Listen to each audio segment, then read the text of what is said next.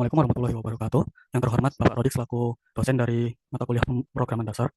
Saya Muhammad Arsawijaya dengan NIM 16325119 dari kelas RKA 1 FTM 250 FTM 2560203 akan mempresentasikan hasil kode saya dalam proyek akhir praktikum dasar pemrograman dengan tema tebak kata Robotica Edition yang berupa sebuah permainan hangman. Jadi untuk strukturnya saya akan mencoba running programnya lalu menjelaskan secara lebih detail. Di sini saya coba run programnya. Cara run programnya yaitu dengan cara langsung saja menekan ini atau dengan komen seperti berikut. Yakni untuk berfungsi memanggil file bernama tebak kata yang berupa file C dalam bahasa C, dan kita akan langsung diberikan tampilan berupa main menunya. Ada pilihan untuk main game baru, melihat Hall of Fame atau leaderboard atau scoreboard, menambahkan kustomisasi kata atau bank soalnya, dan untuk mengakhiri program berupa keluar dari gamenya. Saya akan mencoba untuk pilih satu dan memasukkan nama saya sendiri. Nah, untuk pilihan pertama ini ada sebuah kata yang memiliki 6 huruf. Saya akan mencoba menebak untuk huruf A. Nah, tampilannya itu seperti ini. Jadi di awal kita diberikan nyawa sebanyak 6, dan apabila belum ada kata yang salah atau huruf yang salah untuk ditebak, maka keterangannya masih tidak ada.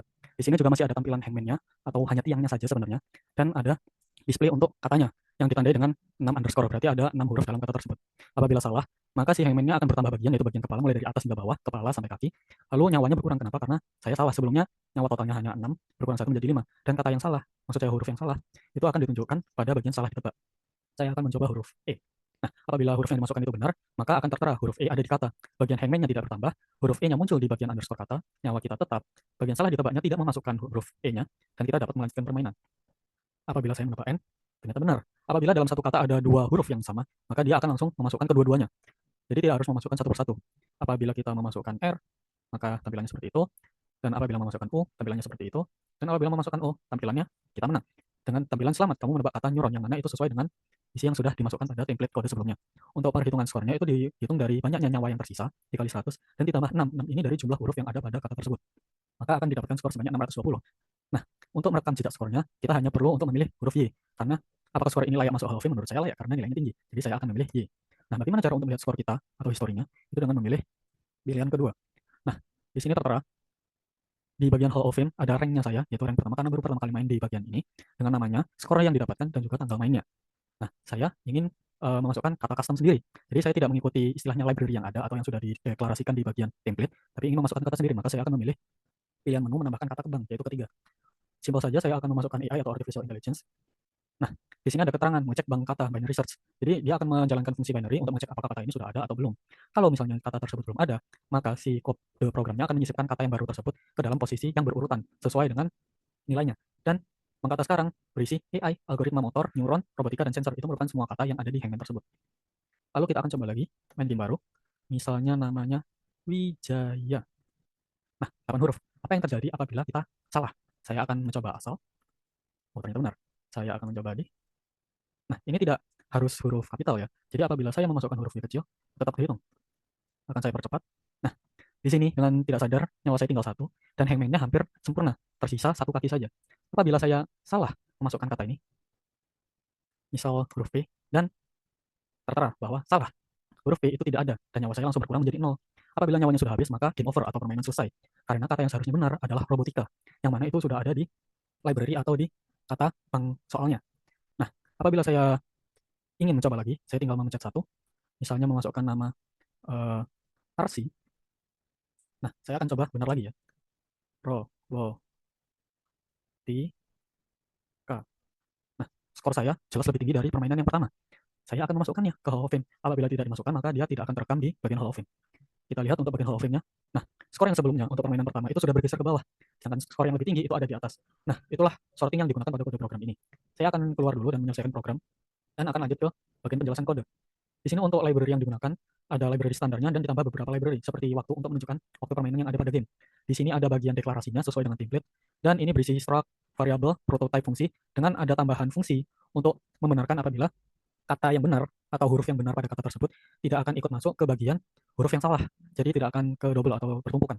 Ini untuk fungsi main, ini untuk fungsi-fungsi lainnya yang sudah disediakan, dan ini adalah bagian yang saya lengkapi.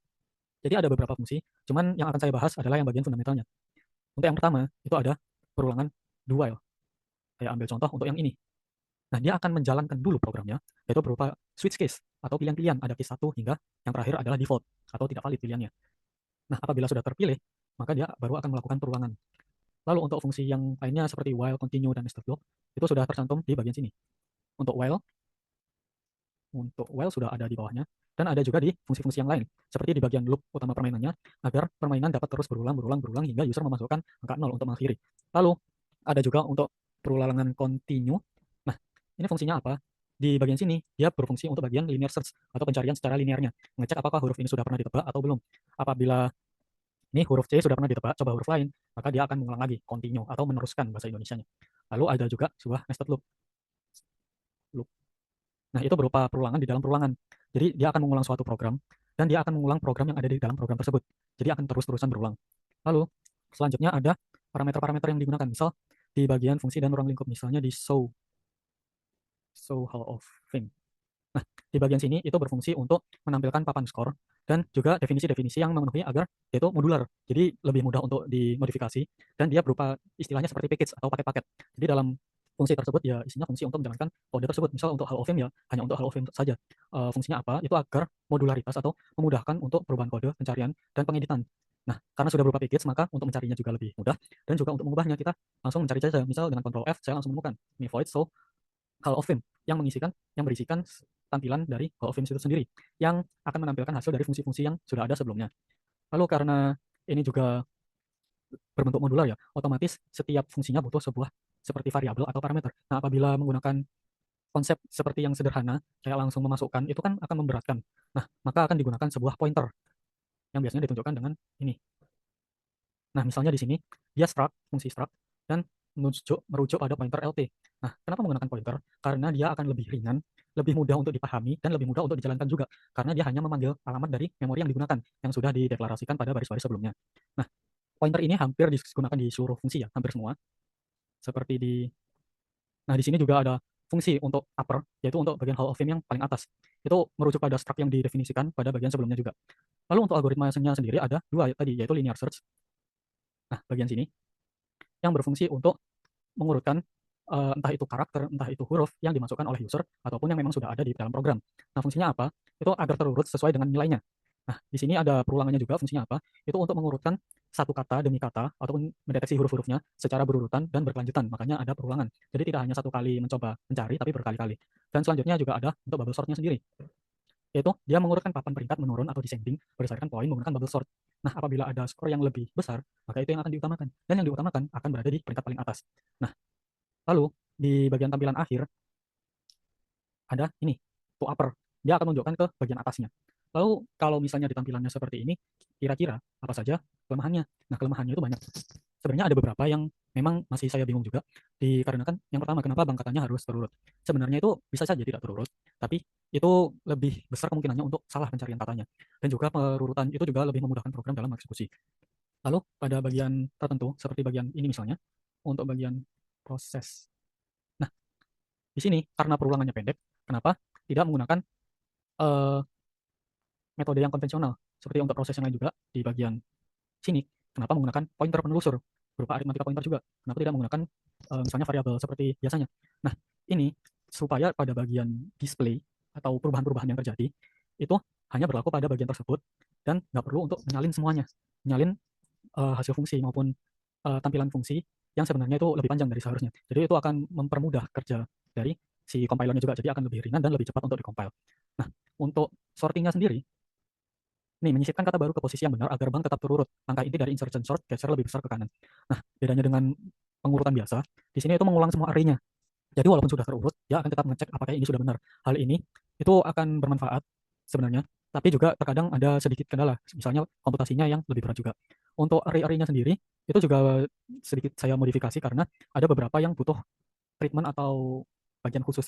Jadi untuk bagian-bagian seperti nama, lalu skor dan tanggalnya karena menggunakan lumayan banyak variabel, maka ada beberapa data yang dia itu harus dalam satu paket.